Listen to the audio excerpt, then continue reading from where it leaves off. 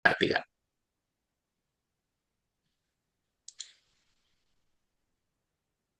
Belum tampil Mas. Oke, Bismillahirrahmanirrahim. Assalamualaikum warahmatullahi wabarakatuh. Perkenalkan, nama saya Wisnu Alipudin dan kedua teman saya Muhammad Adil Arifki dan Asdi Fahmi. Pada kesempatan kali ini kita akan membahas sebuah paper yang bertemakan backtracking. Lanjut, Mas Agil.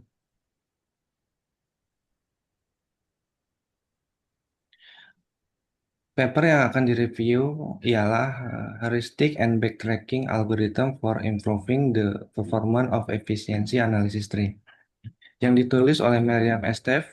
eh, Lalu kemudian paper ini dipublikasikan di IEEE Access dalam kategori kisah Scopus. Kemudian paper ini dipublikasikan pada tahun 2021.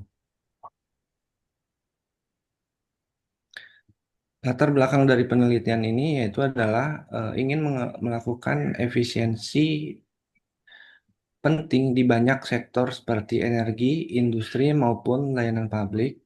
Kemudian sangat dibutuhkan estimasi production frontier ini untuk mengetahui kinerja terbaik dari suatu decision making.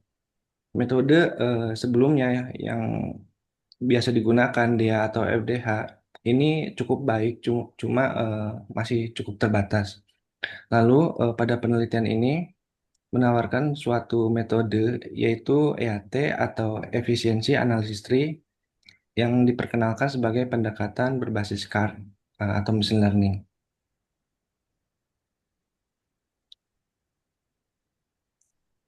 Tujuan dari penelitian ini ialah penelitian ini adalah untuk meningkatkan kemampuan model EAT atau Efficiency Analysis Tree, lalu di mana pada paper ini juga bertujuan untuk menggabungkan dua metode perhitungan yang heuristik dan backtracking, supaya model EAT ini dapat menghasilkan tingkat keakuratan yang baik tanpa memperlambat proses komputasi.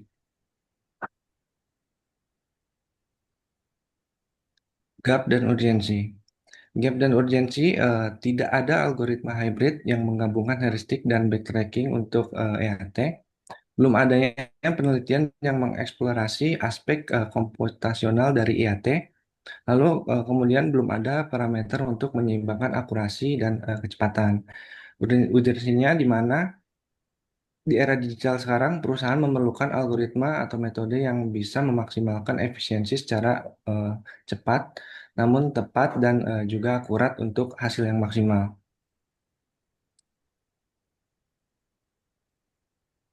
Data yang digunakan pada penelitian ini menggunakan data simulasi yang dihasilkan menggunakan fungsi dari Cobb-Douglas.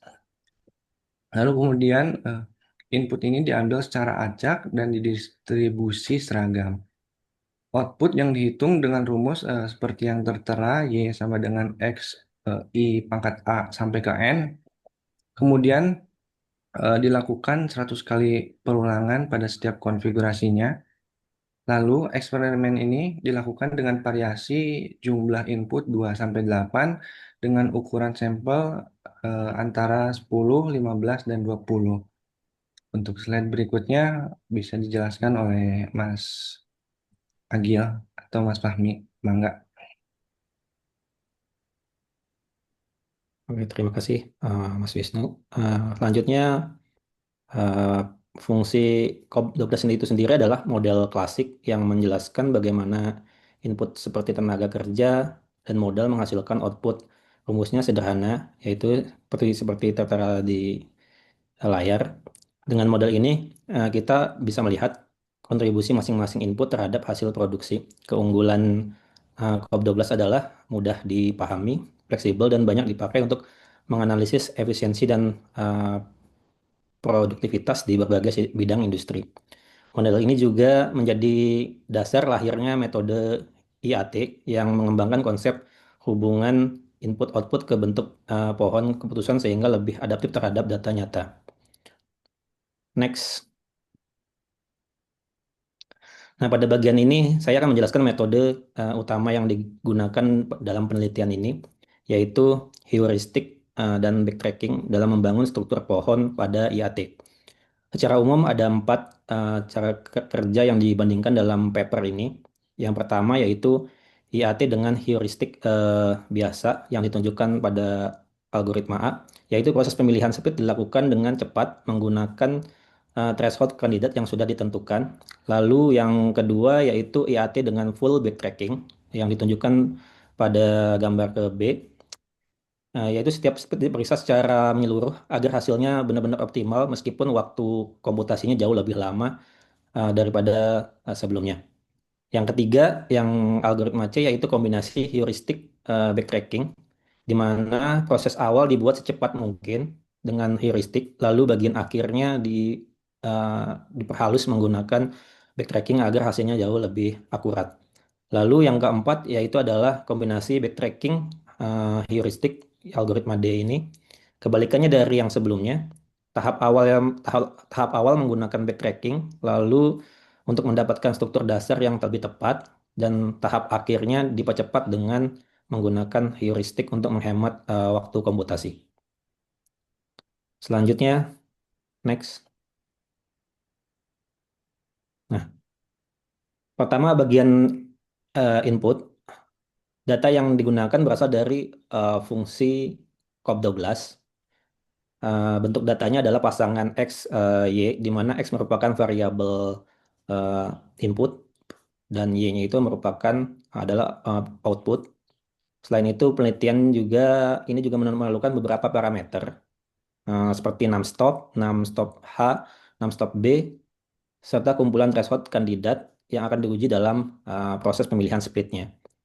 Selanjutnya masuk ke bagian proses. Pada tahap ini ada empat algoritma yang dibandingkan, yaitu algoritma A heuristik murni, algoritma B backtracking murni, dan yang tiga algoritma C heuristik dulu lalu backtracking, dan yang ke D adalah algoritma backtracking dulu lalu heuristik.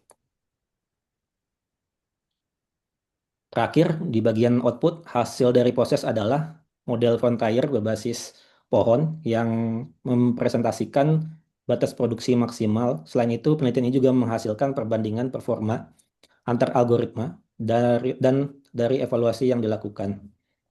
Dan nilai evaluasi yang dilakukan nanti akan dibahas selanjutnya. Next. Kalau kerja. Karena dataset yang digunakan dalam paper asli dibangkitkan dengan model Cobb-Douglas yang mempunyai angka-angka yang cukup rumit, pada presentasi ini kami mencoba menggunakan dataset yang lebih sederhana untuk mempermudah proses perhitungannya. Skenario yang kami gunakan adalah pabrik roti yang ingin menganalisis efisiensi produksinya berdasarkan dua input utama, jumlah eh, tepung dan jam kerjanya.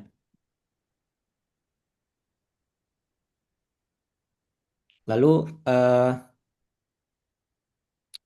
tujuannya adalah melihat bagaimana kombinasi dua input tersebut menghasilkan output berupa jumlah rotinya eh, dan bagaimana IAT dapat membagi data ke dalam kelompok-kelompok produksi yang memiliki pola prediksi terbaik. Algoritma next lanjut. Selanjutnya berikut cara kerja dari algoritma A yang murni heuristik. Eh, Algoritma A itu menggunakan pendekatan yang sederhana tetapi cepat.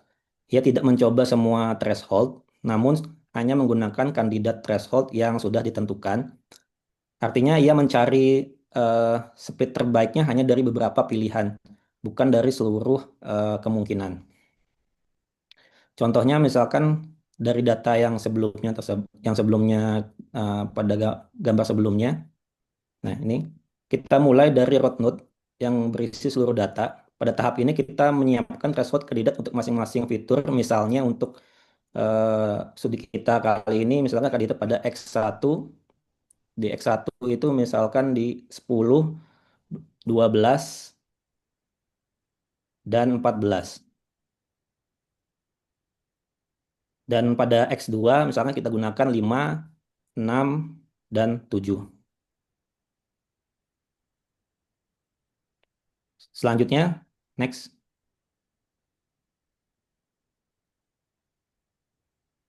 Next. Nah, selanjutnya sesuai mekanisme algoritma A gini. Kita hitung setiap threshold. Misalkan ini contoh perhitungan di threshold yang X2-nya kurang dari 6, di mana kurang dari 6 itu yang eh, kirinya adalah berikut ini dan yang kanan adalah ini. Ya, kita hitung dengan rumus MSI tadi, yaitu eh, nilai 200 dikurangin yang maksimalnya di root kiri itu maksimalnya 260 dan di root kanan maksimalnya adalah 320. Maka untuk yang sebelah kiri ini kita hitung selisihnya dari data yang sebelah kiri dikurangin dengan maksimalnya. Lalu dikuadratin, lalu dijumlahkan dan hasil sebelah kiri ini lalu juga dijumlahkan dengan di root sebelah kanan, di node sebelah kanan maksud saya. Setelah dihitung, kita juga melakukan perhitungan perhitungan di beberapa threshold yang sudah ditentukan tadi. Lalu next, setelah dilakukan perhitungan di beberapa threshold yang kita tentukan tadi, dapat dihasilkan bahwa di X2 ini yang paling terkecil, sehingga dijadikan eh, sehingga dia jadikan untuk sudah dijadikan sebagai root. Dengan demikian, sesuai prinsip heuristik, X2 dikurang dari 6 ini dipilih sebagai split pertama atau split di rootnya. Kemudian setelah node pecah menjadi dua bagian, kiri dan kanan, kita lanjutkan proses perhitungan yang sama pada kedua node tersebut. Pada cabang kiri, ketika kita mengevaluasi threshold kandidat untuk fitur X1, hasil perhitungannya menunjukkan bahwa X1 kurang dari 12 menghasilkan error paling kecil. Oleh karena itu, split kedua yang terbentuk adalah X1 kurang dari 12. Sementara itu pada cabang kanan, kita juga mencoba melakukan perhitungan threshold kandidat, tetapi hasilnya menunjukkan bahwa tidak ada threshold yang membuat error lebih baik dibanding tidak melakukan split sama sekali. Karena itu, sesuai dengan aturan heuristik, node ini langsung dijadikan leaf dengan nilai 320. Jadi, next, setelah melakukan perhitungan, maka rangkaian proses heuristik yang hanya memilih threshold terbaik dari kandidat. Jadi, gini, jadi setelah kita lakukan perhitungan, eh, proses heuristik yang hanya memilih threshold terbaik dari kandidat jika dikaitkan dengan hasil perhitungan menghasilkan pohon final seperti di samping berikut ini. Split pertama di root X2 kurang dari 6. Split kedua terjadi di cabang kiri dengan X1-nya kurang dari 12. Sedangkan cabang sebelah kanan langsung menjadi leaf karena tidak ada split yang memperbaiki errornya. Inilah mengapa algoritma A ini menghasilkan pohon yang relatif dangkal dan sederhana karena ia tidak melakukan eksplorasi mendalam, hanya memilih yang terbaik dari kandidat threshold yang sudah diberikan. Selanjutnya akan dilanjutkan oleh Mas Agil. Next. Oke, terima kasih Mas Fahmi. Saya kembali ke sini tadi. Eh, untuk percobaan backtracking sama menggunakan dataset yang sama karena di jurnal itu tidak dijelaskan sumber data karena dia bentuknya simulasi, maka kami membuat simulasi tersendiri pada industri bakery gitu. Yang sama seperti tadi, indikatornya itu adalah tepung X1 dan jam kerja X2 untuk menghasilkan output roti mana yang paling efisien antara kombinasi tepung dan jam kerja. eh, Mas Fahmi dan Mas Wisnu sudah menjelaskan tentang dasar dan juga pengertian heuristiknya, maka di sini akan dijelaskan secara backtrackingnya. Yang dimana full algoritma yang digunakan sini adalah full backtracking yang dimana berfungsi untuk mengeksplorasi semua kemungkinan split ataupun urutan. Yang dimana backtracking ini kita mengetahui dia itu adalah sebuah teorema greedy yang dimana dia akan mengakses ke seluruh eh, node ataupun split yang ada gitu. Nah, yang dimana bisa memilih opsi yang melakukan split ataupun tidak melakukan split sama sekali, yaitu yang dimana dia akan memilih di antara seluruh yang setelah dia dicobai untuk memilih kombinasi dengan error terkecil. Nah, algoritma full backtrack ini memiliki beberapa poin. Yang pertama itu adalah dia itu secara greedy. Setelah dipilih secara greedy, maka dia akan mengecek split yang sudah dipilih berdasarkan frontier daripada EAT. Nah, ini adalah frontier daripada EAT-nya gitu. Yang dimana tidak valid jika melanggar daripada salah satu aturan ini. Nah, selanjutnya kalau dia melanggar, maka dia otomatis akan backtracking atau undo. Nah, balik ke langkah sebelumnya gitu kan. Nah, yang dimana terakhir adalah mencari threshold alternatif dan mengulangi langkahnya secara berurutan sehingga menghasilkan hasil dengan error yang paling kecil. Untuk langkah di sini itu ada beberapa langkah. Yang pertama, langkah pertama dari data Y ini kita harus mencari nilai node-nya sehingga didapatkan 320. Yang dimana threshold heuristiknya itu adalah pada bagian X1 pada bagian tepung itu didapatkan 10, 12, dan 14. Dan pada untuk jamnya itu di 5, 6, dan 7. Selanjutnya langkah kedua yaitu adalah kita harus mencoba mencari split pada bagian X2 lebih kecil daripada 6. Nah, kita carilah di bagian TL-nya itu sehingga 260, yaitu pada bagian data A, B, D, G, I, dan juga R-nya kita dapat di 320, yang dimana ini terletak pada C, E, F, H, J, yang dimana X2 ini lebih kurang sama dengan 6, sedangkan X2 ini lebih besar sama dengan 6, yaitu di TR. Nah, lalu lakukan validasi, yang dimana kita split validnya itu di 260 lebih kecil sama dengan 320 dengan error totalnya sebanyak 240 sehingga split ini diterima. Oke, selanjutnya langkah ketiganya adalah split TL dengan X1 kurang daripada 12.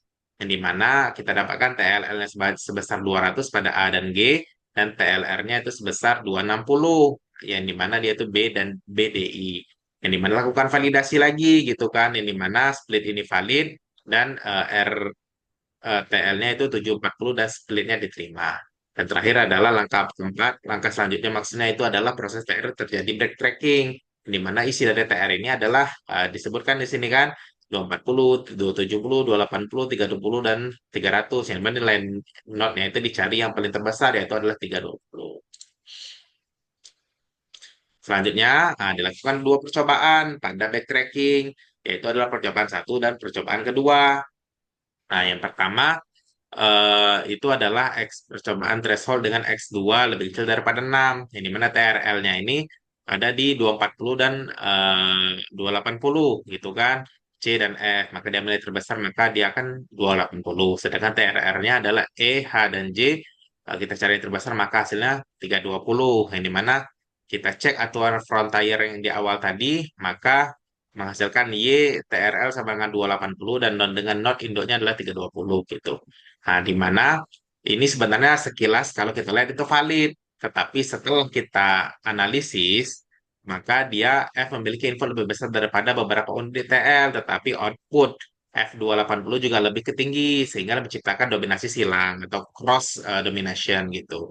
Jadi mana inilah yang akan menyebabkan split dibatalkan atau undo atau backtracking ke hasil sebelumnya gitu. Karena splitnya invalid, karena dominasi silang sehingga backtrackingnya dijalankan sehingga splitnya itu dibatalkan atau undo backtracking.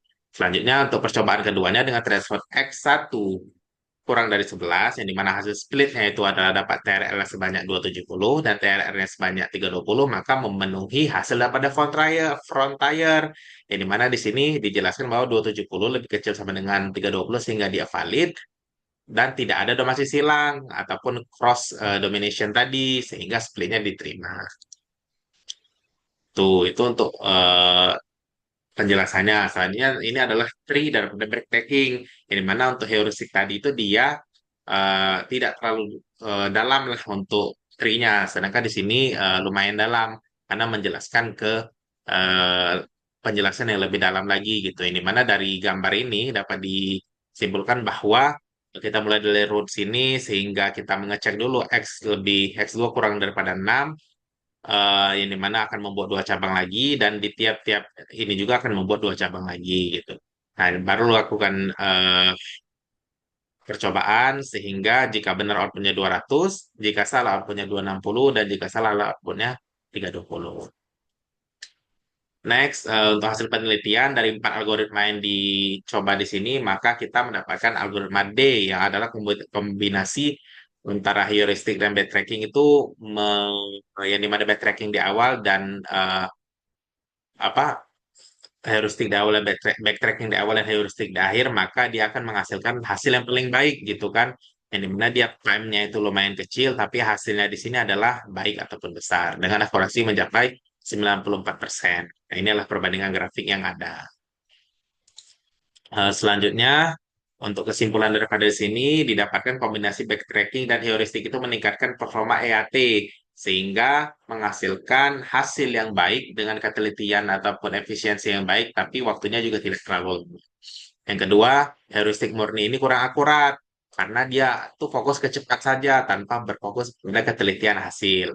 Dan selanjutnya, backtracking murni itu sangat akurat, sangat baik, tetapi waktunya tidak efisien, sehingga boros di penggunaan waktu. Dan terakhir adalah metode hybrid di sini stabil, terutama pada algoritma D tadi, karena dia memberikan keseimbangan antara kecepatan waktu dan juga fokus dari hasil dari percobaan sehingga sistemnya efisien. Selanjutnya, analisis pribadi dari kami adalah yang pertama, metode hybrid ini bisa meningkatkan akurasi tanpa beban komputasi yang besar. Yang kedua, eksperimennya jelas di sini dari A, B, C, dan D itu membuktikan secara khusus terutama pada perbandingan tadi menunjukkan algoritma D itu yang paling baik. Sedangkan kelemahannya ini adalah penelitian ini hanya bersifat data simulasi. Makanya kami membuat data simulasi sendiri tadi kan karena kami tidak menemukan referensi untuk data simulasi terutama kombinasi dengan Cobb Douglas tadi mengenai penelitian ini gitu. Dan juga belum divalidasi di dunia nyata. Yang kedua, kinerja algoritma D ini bergantung pada tuning di parameter 6 stop B oleh pengguna gitu. Dan ini masih bersifat manual sehingga perlunya proses optimalisasi. Itu mungkin cukup dari kami. Saya mau berklarifikasi, ada Mas Fahmi dan juga Mas Wisnu mengucapkan mohon maaf apabila ada kesalahan kata atau perbuatan. Sekian, wassalamualaikum warahmatullahi wabarakatuh. Waalaikumsalam warahmatullahi wabarakatuh.